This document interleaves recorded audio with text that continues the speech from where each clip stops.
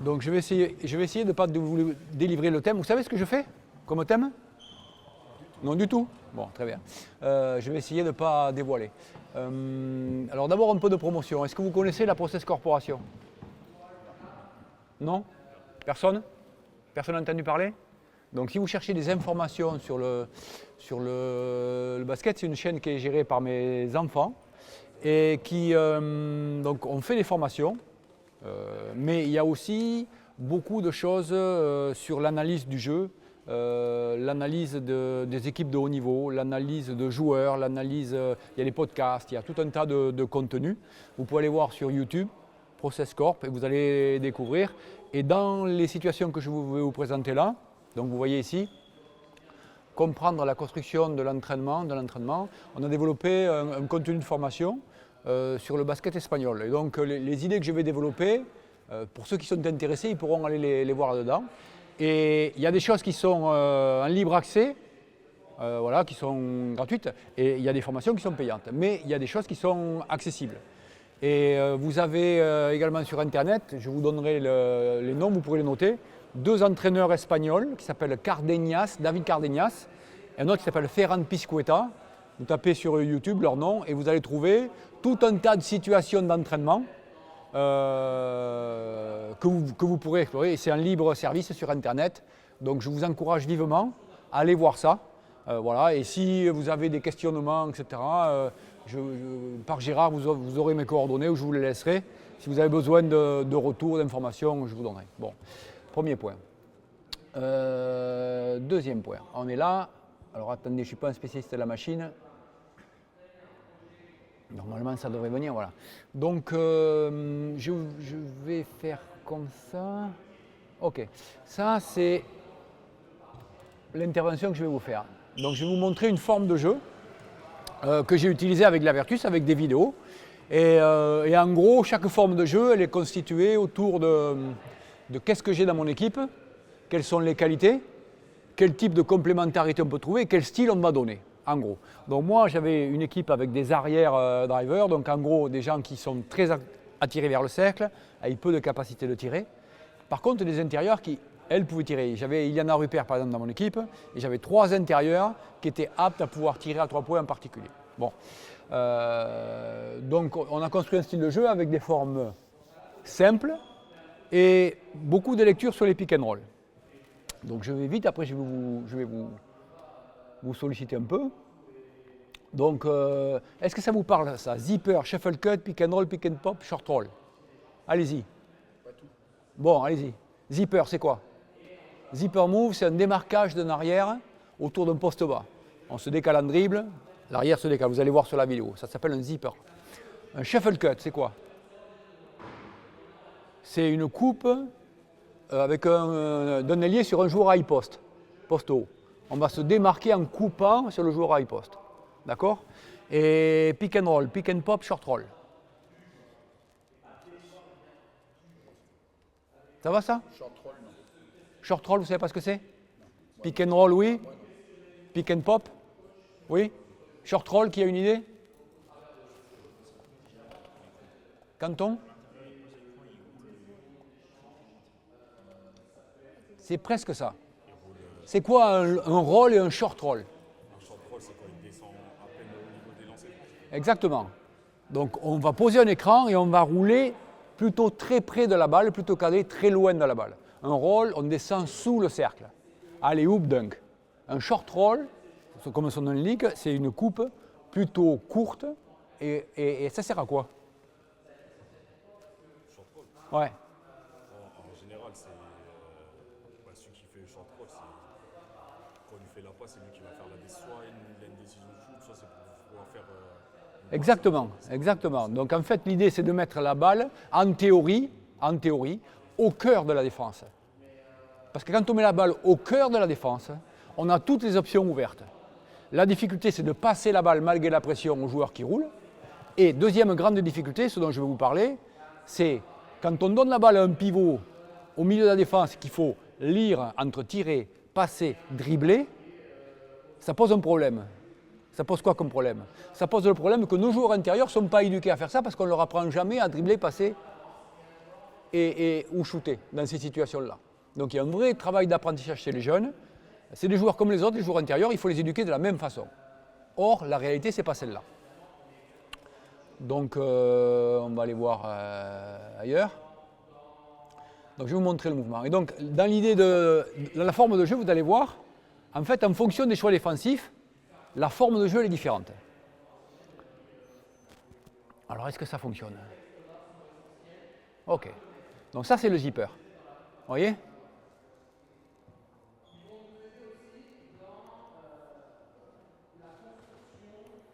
Vous voyez? Ce joueur-là, alors attendez, j'ai pas pris mon truc là. Oui, je sais pas. Le joueur, vous avez le meneur de jeu ici, qui vient en dribble ici, l'ailier qui va se décaler et qui va utiliser l'écran. Ça s'appelle un zipper move.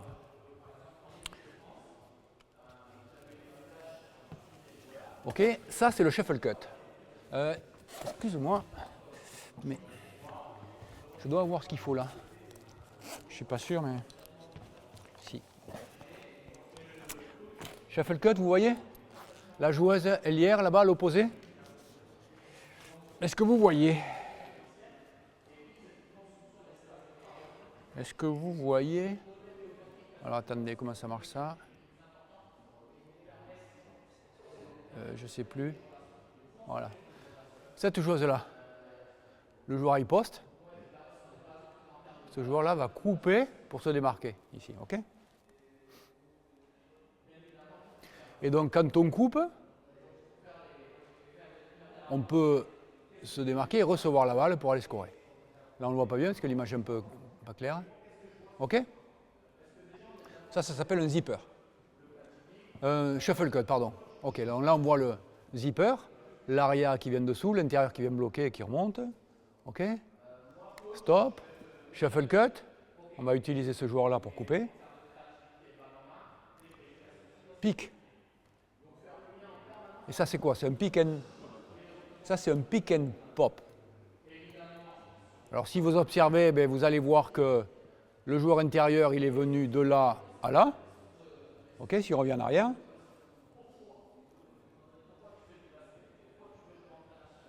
Alors, attendez. Ok, regardez là, elle. Question à 10 €, j'allais dire à 10 francs. Pourquoi elle vient là? Pour libérer l'espace. On a dit c'est des drivers et des joueurs qui jouent des pick and pop. Il y a un autre intérêt, parce qu'elle pourrait aller là-bas. Non. Qu'est-ce qu'il peut y avoir comme stratégie défensive ici? Qu'est-ce qu'on peut faire en défense sur un pick and roll? On peut changer. On peut faire quoi d'autre? On peut trapper, on peut aller sur des shows. Là, c'est protection. Voilà. Et donc, vous allez comprendre que le cœur de la forme de jeu, le système, il est simple, mais en fonction de ce que fait la défense, on fait des choses différentes. Okay? Et quand on switch, par exemple, normalement, on a un grand sur un petit. Et les équipes, aujourd'hui, elles double switch. C'est-à-dire que le joueur intérieur qui est à l'opposé vient remplacer, et donc on retrouve un grand sur un grand et moins d'avantages. Et c'est la raison pour laquelle on va faire venir le joueur intérieur côté ballon, parce que c'est impossible de double switcher avec un joueur de grande taille, stratégiquement. Alors pourquoi ça me fait ça? J'ai appuyé où il ne fallait pas. Ok. Ok, voilà.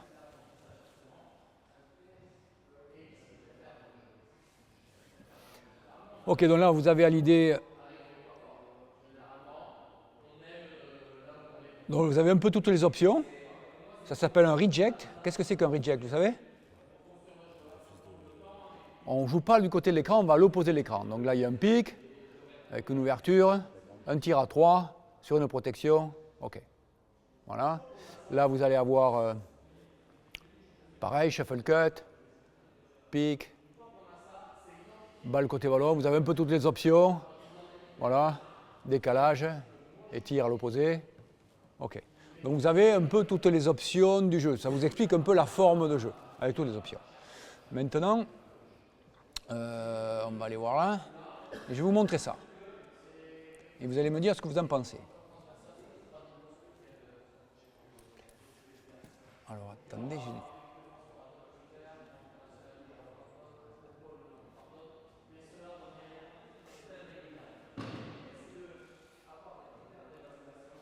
Qu'est-ce que vous pensez de ça?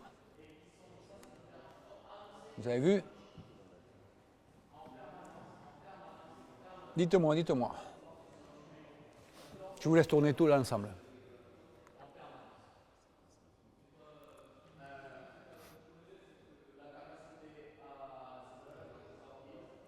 Parce que l'avantage de la... Excusez-moi. L'avantage de la vidéo, c'est qu'on peut faire ce qu'on veut. C'est-à-dire qu'on peut vous montrer des choses qui marchent à tous les coups, ou des choses qui ne marchent jamais. Généralement, quand on fait des vidéos, on vous montre les choses qui marchent à tous les coups. Et moi, j'aime bien montrer des choses qui fonctionnent bien, mais montrer que la réalité du jeu, c'est que ça ne fonctionne pas toujours bien. Okay? Et c'est notre travail, nous, en tant qu'entraîneurs, d'essayer de voir ce qui ne fonctionne pas et pourquoi ça ne fonctionne pas. Ok? Voilà. Donc après, c'est la question que je vais vous poser. Regardez bien parce que vous êtes interrogé. Ok, donc c'est une vidéo assez courte. Et en gros, après avoir vu ça, la question que je vous pose, c'est quoi le type de travail qu'il faut faire avec cette équipe-là? La qualité de passe. Voilà. Parce que, en gros, quand on joue au basket, on entraîne tous un peu de la même façon. C'est-à-dire qu'on s'échauffe, on fait du 5 contre 0 pour apprendre un système, et du 5 contre 5. Et en voiture Paulette, et ça joue. Or, on s'aperçoit que dans le jeu, il y a tout un tas d'événements qu'il faut apprendre à gérer. La position des défenseurs, les lectures de coupe, regarder ici, puis après regarder là, être capable de voir où est la défense, mais voir la défense sur moi, la défense sur l'autre. Enfin, c'est tout un tas d'éléments.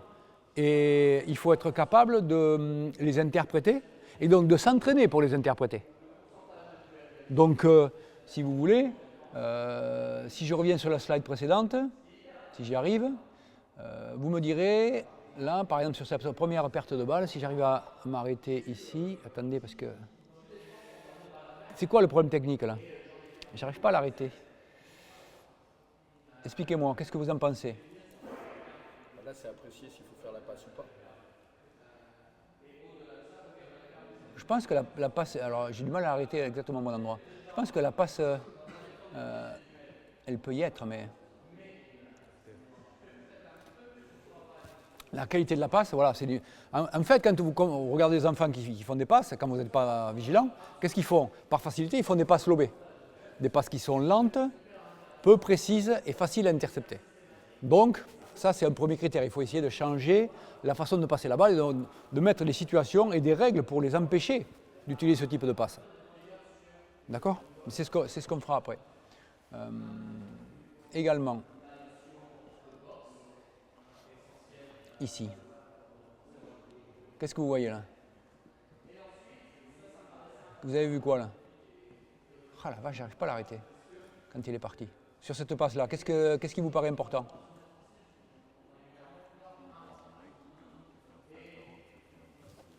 Parle plus fort s'il te plaît.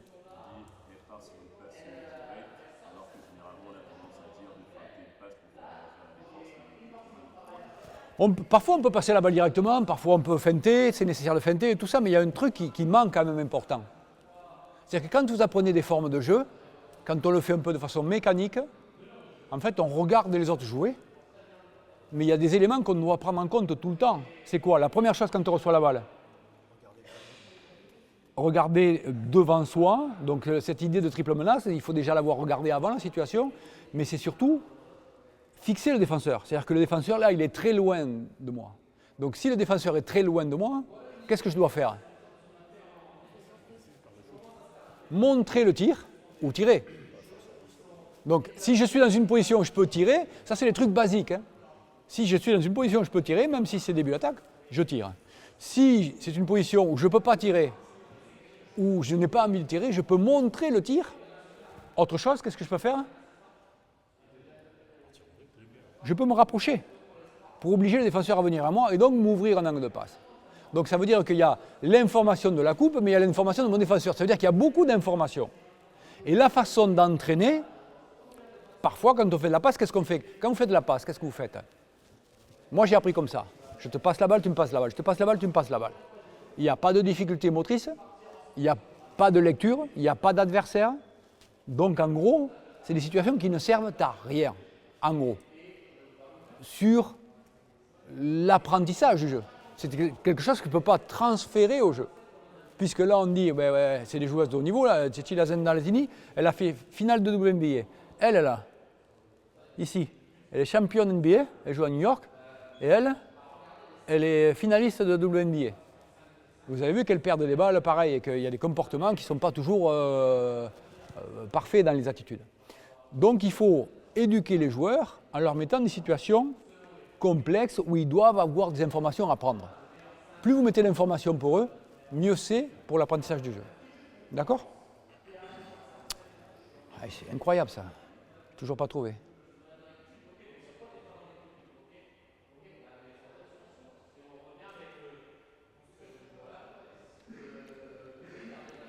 Mais c'est pas vrai ça.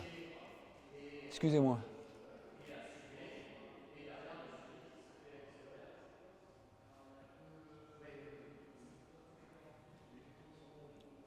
Ok. Là, il y a une défense qui est un peu agressive, donc ça ressemblerait à un double switch là. Donc il y a le défenseur qui revient derrière. D'accord? Donc là, il y a un bon spacing. Ce joueur-là devrait être plus loin. Vous avez le pivot qui roule, parce que c'est une défense agressive, et la joueuse qui vient en soutien là. Donc là, quel est le problème là? Qu'est-ce que vous auriez fait comme choix? À qui? J'aurais plutôt donné à elle. Au pivot? J'aurais pas donné dedans. Toi, tu aurais donné ici. Là, sur le champ de rôle, je pense qu'ici, elle fait la passe directe. Et après, le pivot fait le choix. Soit elle va au bout, soit elle a la joueuse là-bas dans le camp. Là, il y a trop de monde autour. Là, on va la mettre en difficulté peut-être. Regardez la difficulté qu'on peut avoir pour un joueur. Nous, on est arrêté, assis avec un stop sur image et on n'est pas d'accord sur l'analyse de la situation. Bon, l'image n'est pas très claire, mais toi, tu dis on mettrait la balle dedans. Sur le short corner direct à l'opposé, il y a 2 contre 1. À 0 à l'opposé? Côté ballon? Il y a une aile côté ballon, donc elle, c'est une shooteuse au point, c'est possible. Là, ça ressemble plutôt à un switch défensif et un double switch. En gros, c'est que c'est cette joueuse-là qui va venir prendre la grande, cette joueuse-là qui va aller changer à l'opposé. Et normalement, donc on peut trouver elle qui va anticiper là et elle qui va aller là-bas. Donc pour moi, la situation juste là, c'est jouer au joueur qui est le plus ouvert, c'est-à-dire celle-ci, qui doit suivre la balle et venir ici. C'est ce qu'elle fait. Hein. Parce qu'à l'intérieur, on peut effectivement passer la balle, mais elle est défendue, la joueuse a déjà anticipé ici, et il y en a une autre qui est ici, et l'angle de passe n'est pas très ouvert. Donc, bon, ça s'entend. Si j'arrive, bon, j'y arrive pas à chaque fois, hein, mais bon, on va se débrouiller. Hein.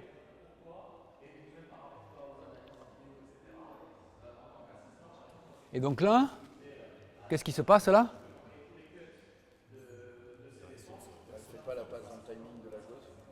Si elle fait la passe dans le timing, la passe elle est dans le timing. L'autre qui n'est pas assez avancé peut-être.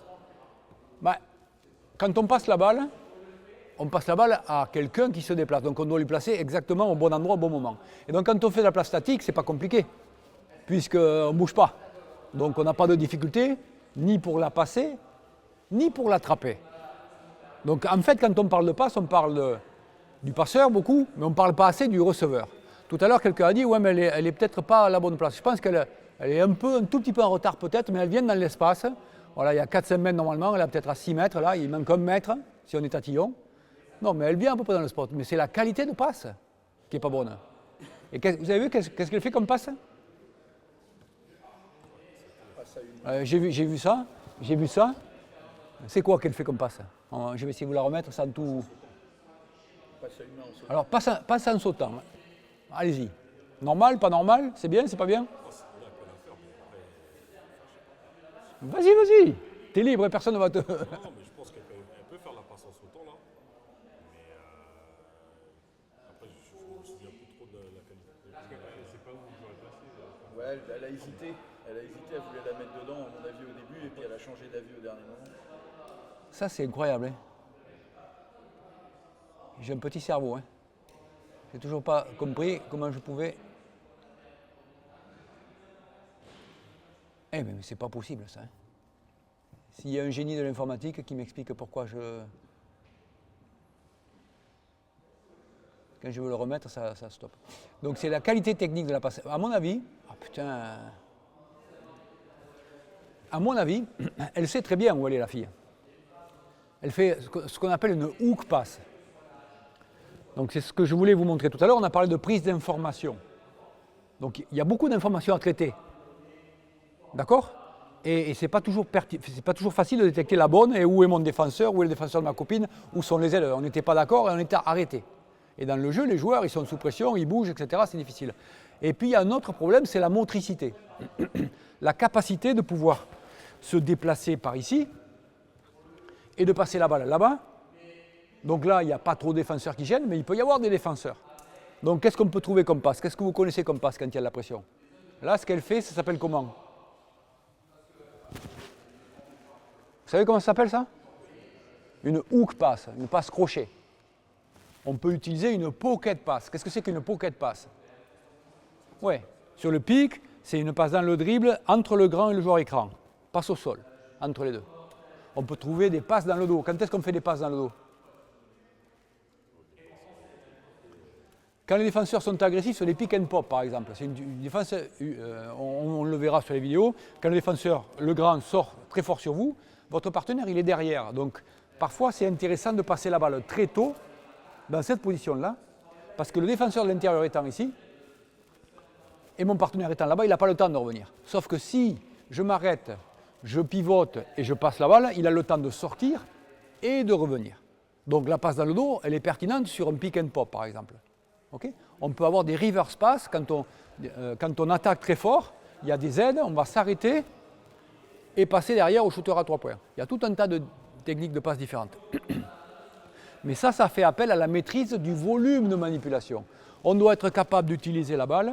Une hook pass, on peut la faire ici, on peut la faire là, avec la main gauche et avec la main droite. Mais pour faire des hook pass et des passes dans le dos avec la main gauche et la main droite, il faut développer sa motricité. Et ça se fait à l'entraînement. Donc il y a deux grandes choses qui sont importantes. C'est la motricité et le volume de manipulation. Être apte à passer dans tout le champ, parce qu'on ne passe pas la balle comme ça au basket, quand il y a de la pression.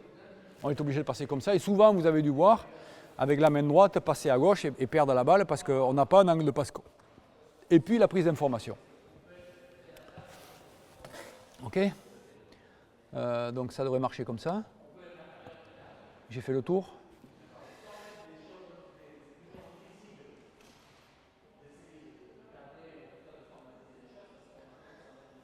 Donc en fait, je vous dis les deux choses qui sont importantes. Donc là, c'est la précision dans les passes. Là, c'est le rapport à la lecture et au défenseur. Ici, vous allez voir, c'est la... Regardez la technique. C'est juste la maîtrise de la passe. Celle-ci. Donc vous voyez l'intérêt. Il y a une défense qui protège. On fait un pick and pop. Regardez la joueuse poste 4 là. Elle est complètement ouverte. Ok, celle-ci là. Celle-ci. D'accord? Alors, qu'est-ce que vous en pensez de cette passe-là? Quelle passe il faut faire là? Là, oui, parce que là, on le voit bien, il y a un défenseur ici, un défenseur là. Donc, le joueur meneur de jeu, normalement, il doit aller chercher la passe dans la fenêtre ici. Et la meilleure passe là, c'est la pocket pass, c'est-à-dire une passe dans le dribble au sol. Et c'est important pour le joueur intérieur de se placer dans la fenêtre de passe, ce qu'on appelle ouvrir une ligne de passe. Ici, c'est difficile de passer la balle, il y a un défenseur. Si elle reste derrière, là, c'est difficile, mais là, par exemple, c'est parfait. OK? Alors ça ne se relance pas. Bon, le mystère de la... Vous voyez? Donc, elle sait où est-ce qu'il faut passer. Elle sait que sa partenaire est libre. Ce qui lui manque, c'est de choisir la technique de passe adaptée. Donc il faut créer des situations où on va avoir à gérer de la pression, de l'opposition pour pouvoir comprendre quelle passe utiliser. D'accord? Et donc ça se fait toujours avec des défenseurs et des situations particulières.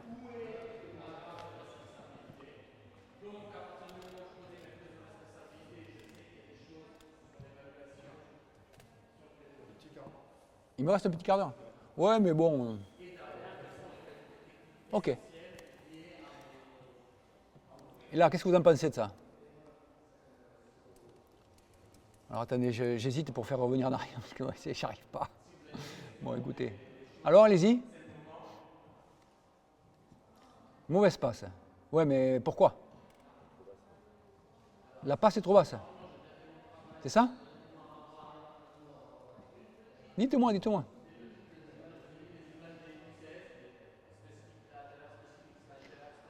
Ça me saoule ça. Hein. J'espère que je serai meilleur tout à l'heure.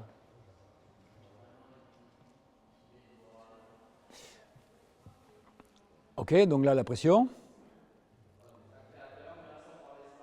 Là vous voyez, pic, pop. Donc si vous regardez bien, si on va plus loin tactiquement, donc elle attire le défenseur, elle va très loin. Donc ça c'est plutôt très bien joué. La joueuse s'ouvre sur le pop parce que son défenseur étant ici, elle est ouverte. Normalement sur les défenses organisées, là il y a du retard, ce joueur-là doit faire la rotation sur le joueur intérieur. D'accord? Donc qu'est-ce qu'elle est censée faire? C'est-à-dire?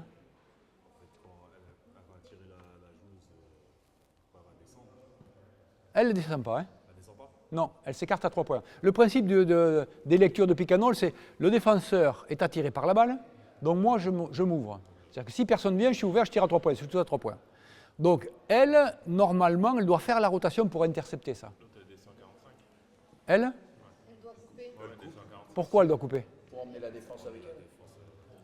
Ben, elle est toute seule. Enfin, elle n'est pas vraiment toute seule. Elle n'est pas vraiment toute seule. Elle va normalement venir ici. Et là, de la coupe dans le dos, voilà, elle peut rentrer en relation avec elle, qui va lui passer la balle, ou alors le joueur intérieur qui va lui passer la balle. Et quand elle va couper, ce défenseur-là, normalement, doit venir aider. Ça veut dire que cette joueuse-là sera toute seule à l'opposé. En gros, le mécanisme, c'est ça. D'accord? Donc après, il y a les timings et tout ça. Et là, je n'arrive pas à le relancer. C'est incroyable, ça. Et voilà.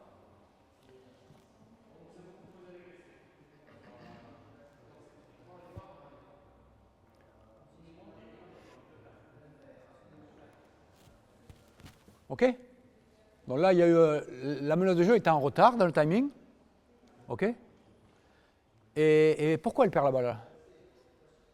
Parce que là, quand même, quand on voit arrêter comme ça, il n'y a pas de défenseur, il n'y a rien. Ça devrait être facile. Non? C'est la main gauche. C'est la main gauche. Donc je reviens à... S'il faut retenir deux choses. La motricité, le volume de manipulation. Pour passer, il faut travailler main droite, main gauche. Pour dribbler, il faut travailler main droite, main gauche. Pour tirer, il faut travailler main droite, main gauche. J'ai fait un clinique au Maroc la semaine dernière. Les gamins, ils font plein de choses. Ils sont incapables de manipuler avec la main gauche. Incapables. Et je dis aux entraîneurs, j'ai mis en place une situation d'échauffement. J'ai dit, faites des tirs en course. Mais ils partent tous, main droite. Ils tournent, ils font les 1, main droite, naturellement.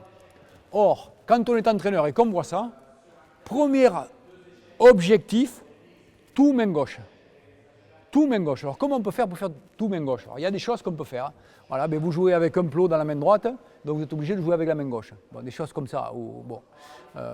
Obligé de développer la main gauche. Parce que dans le jeu, si on n'est pas capable d'utiliser les deux mains, on ne peut pas jouer. C'est compliqué. Et ça commence très tôt. D'accord?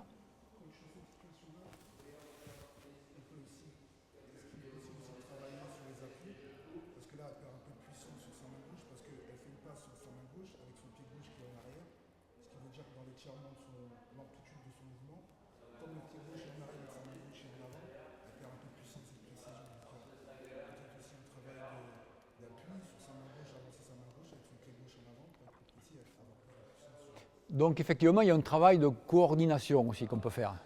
Mais on doit être capable de... on parlera, mais je pense que la motricité est plus importante et la motricité comprend la gestion des appuis. Quand je parle de motricité, en fait, je vous ai parlé des bras et du volume de manipulation, mais effectivement, il y a aussi la dimension de la coordination, la motricité du corps, des appuis. Comment je me déplace, parce qu'on doit pouvoir être capable de... si je veux te passer la balle, ici, je ne peux pas.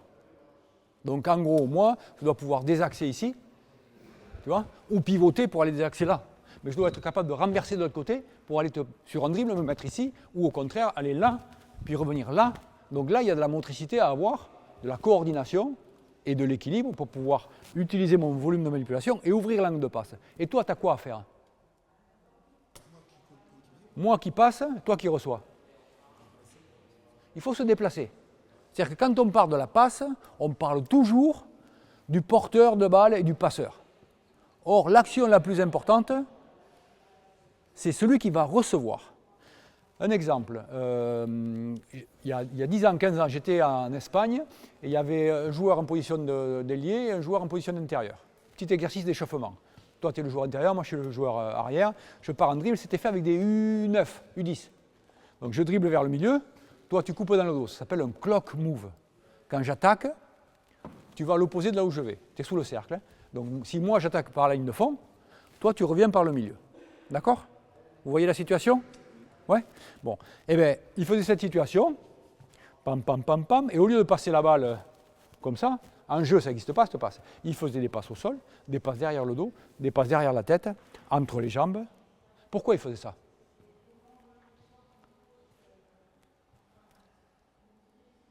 Pourquoi? Je me suis tourné beaucoup ici, bam!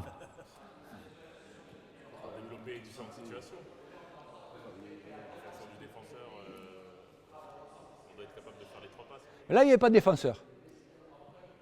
On peut être capable de faire les 3 passes, mais c'est un autre projet. C'est une autre raison. Ce n'est pas une question c'est un rapport avec la créativité. La relation à deux pour des déplacements. Qu'est-ce que ça produit de faire une passe dans le dos, par exemple? Imaginez-vous une œuvre, vous leur faites passer, vous leur faites l'ergatie, ils passent dans le dos. Qu'est-ce qui va se passer?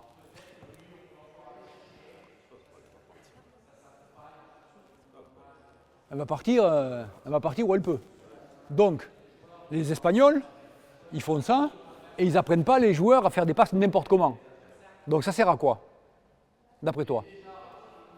Qu'est-ce que ça a comme vertu de faire des passes qui ne sont pas précises? Donc développer la motricité du passeur, donc apprendre à faire des passes plus précises dans tous les angles.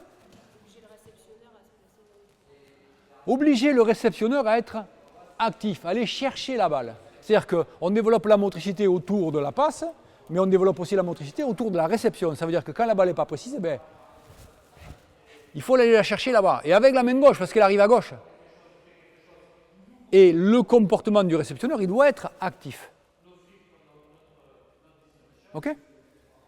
Voilà l'idée. Et ça, c'est aussi important.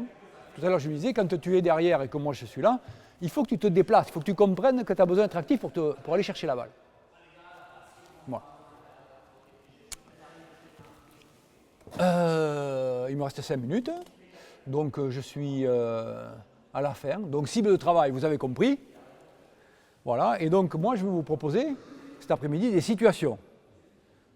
Ok? Donc vraiment des exercices. Mais comme c'est cet après-midi et que là on est là tous, vous allez me dire, vous, qu'est-ce que vous feriez? 5 minutes pour nous. Allez. Préparez-vous. Tu ferais quoi?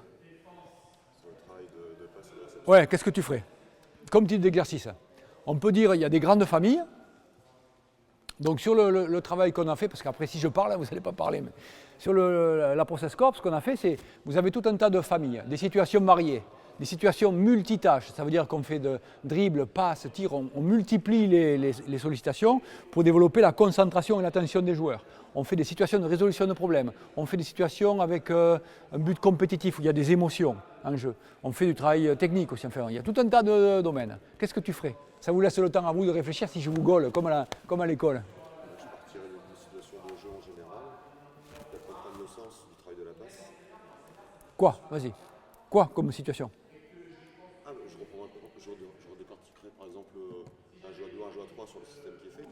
Donc je sortirais le jeu à 2, jeu à 3, le jeu à 5. Je pourrais faire comprendre l'importance de ce travail technique-là, le mettre en difficulté là-dessus, monter leur difficulté. D'accord, donc une situation contextuelle, ça s'appelle Décontextualiser. contextualiser, c'est-à-dire qu'on met une situation qui correspond au contexte de jeu, mais qui est simplifiée. C'est une façon de travailler. Je vous en montrerai certaines, en particulier sur le short roll. Comment on fait travailler? Parce qu'un de mes grands chantiers, c'est de faire passer les joueurs intérieurs. Quand on fait les entraînements, les joueurs intérieurs, ils ne passent jamais la balle. Jamais. Quand on fait les 2 contre 1, c'est toujours les petits qui montent la balle. Du 3 contre 2, ils ne passent jamais la balle. parce qu'ils vont la perdre, parce que ci, parce que là. Et donc dans les short rolls, ce qu'on lui demande au joueur intérieur, c'est de poser son écran, alors vous verrez où il faut aller, recevoir la balle, et il arrive dos au jeu, avec des aides, il faudrait qu'il soit capable de s'arrêter, de lire la situation, il est dos au jeu, le meneur de jeu il est face au jeu, l'intérieur il est dos au jeu, de voir les aides arriver, de lire les partenaires, tirer, dribbler, passer. C'est-à-dire qu'un travail plus difficile que meneur de jeu, et il n'apprend pas à le faire. C'est impossible. Donc il faut systématiquement entraîner les joueurs intérieurs à passer la balle. Et moi je fais des situations où c'est que les joueurs intérieurs qui passent la balle. Les autres ils ne passent pas la balle. Que le joueur intérieur. Pour développer ses compétences. Ok ? Bon, qu'est-ce qu'on peut faire d'autre ? Les jeunes là. Quel type de travail on peut faire quand on travaille la passe ? Après il y aura les vieux aussi. Hein. On fait partie de la même équipe nous. Hein. Ouais, bah, moi j'aime bien partir avec deux ballons pour favoriser toujours cet aspect. Bah, je passe main droite, je dois pivoter pour tout de suite enchaîner sur une passe main gauche avec les spacing par rapport aux intentions de jeu. Ça revient sur ce qu'il disait par rapport à ce qu'on veut faire. Et toujours être dans j'ai fait ma passe et j'enchaîne tout de suite sur quelque chose d'autre. Et moi je suis plus sur ce genre d'exercice-là. De la motricité. Ouais, beaucoup. De la motricité. Après, qu'est-ce qu'on peut faire pour travailler la passe ? Sur la défense guidée, on prend le choix qui est premier, on va imposer des choix en défense, faire la défense guidée pour travailler justement l'ouverture qu'on veut voir. Donc c'est la contextualisation, c'est peu ou prou la même chose. De défense, de temps, d'espace. Après les mettre libres, par exemple sur deux choix défensifs, travailler la lecture du porteur de balle sur les ouvertures, etc. La connexion à lui, etc. Ok. Donc après, qu'est-ce qu'on peut faire d'autre ? Oui ? À 3, souvent, avec un seul ballon, faire des systèmes de passes sans dribble, et on passe toujours en mouvement, et on passe à celui qui n'a pas passé. Explique. On est à 3. 3. Un ballon. Toi, moi, lui. Un ballon, c'est moi qui l'ai. Je reçois le ballon, je la passe à celui qui ne l'a pas passé. Si toi, tu me passes le ballon, D'accord ? je passe à l'autre. Ouais. Et on est tous en mouvement. D'accord. Et on fait des passes, on réceptionne et on passe aussi. D'accord. On reste son ballon. D'accord. Donc qu'est-ce qu'on peut rendre plus riche, cette situation-là ? En fait, on se passe la balle, il faut prendre des informations sur le joueur qui n'a pas passé la balle, on se déplace, mais qu'est-ce qui peut être un peu plus complexe à gérer ? Mettre les défenseurs. Vous ne connaissez pas des situations, des formes de jeu où on apprend à passer ? Vous connaissez le pili-pili? Non, vous ne connaissez pas le pili-pili? Ce jeu où on se passe la balle, tous les deux, et on doit aller toucher quelqu'un. Vous connaissez ça? Je touche avec le ballon le joueur, si celui Voilà. touché devient aussi avec Voilà. Ce type de jeu-là, vous connaissez? Donc en fait, on peut faire de la passe à 10 aussi, avec la passe à 10 avec des gens qui viennent intercepter, des situations jouées où il y a tout un tas d'informations, attaquant, défenseur ou c'est un mouvement, où il faut vite percuter. Donc ça, c'est les sujets. On peut aussi interdire le dribble et les faire jouer, mais qu'en passe. Oui, du 5 contre 5, sans dribble. Oui, oui. Mais il y a des situations que vous allez voir aussi qui sont... on fait par exemple 3 contre 2 ou 4 contre 3 et je vous montrerai ça. Et on perd la balle si on a la balle en main, en gros. C'est-à-dire qu'il faut passer la balle, quand le défenseur vient, si vous touche, vous avez perdu. Donc en fait, il faut passer la balle avant d'être touché. Ce qui a pour vertu de lire, quand j'ai le ballon, les comportements des défenseurs, mais en même temps de lire mon partenaire qui est ouvert, parce que quand on est 3 contre eux, il y a toujours un joueur libre. Et vous allez voir avec les gamins que ce n'est pas si simple que ça. Enfin, il y a tout un tas de situations jouées qui permettent de traiter. Si vous avez retenu mon message, on va voir si vous l'avez retenu. Il y a 2 choses qui sont importantes sur le travail de la passe. C'est quoi? 1,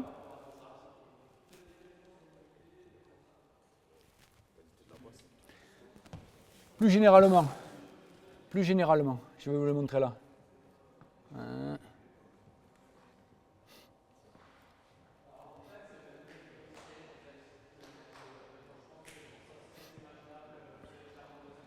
Les lectures, voilà, vous ne les avez pas à l'écran là, ici. Les lectures, la prise d'information des lectures. Et la chose la plus importante pour pouvoir, quand on a lu, qu'est-ce qu'il faut faire? La qualité de la passe, c'est quoi? On a parlé de quoi? Plus généralement que la qualité de la passe. C'est pas la technique. Le volume de manipulation, c'est la motricité générale. En gros, ce qu'il faut retenir dans la passe, c'est qu'il y a la motricité générale et la lecture des situations. Deux choses sur lesquelles on va intervenir et vous verrez dans les exercices mais à quoi ça fait appel, quoi. Il y aura des exercices de motricité, il y aura des exercices de lecture, il y aura des exercices où on mixe les deux. Voilà, bonne continuation.